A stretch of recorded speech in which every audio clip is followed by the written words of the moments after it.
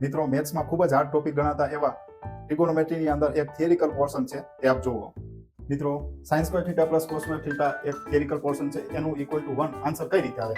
તો left side એટલે કે LHS equal to sine square theta plus cos square theta.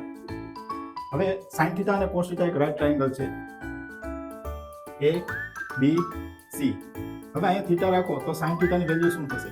તો sine theta equal to AB by AC, cos theta equal to BC by AC. આ value આમાં prove કરો, prove that કરો એટલે શું થશે? AB by AC square, cos theta એટલે BC by AC square.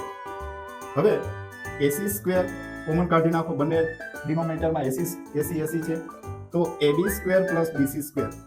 Pythagoras theorem શું કહેવા માંગે છે? તો AC square equal to AB square plus BC square. તો AB square plus BC square ની વેલ્યુ આપણે પુટ કરો એટલે AC square divide AC square equal two 1.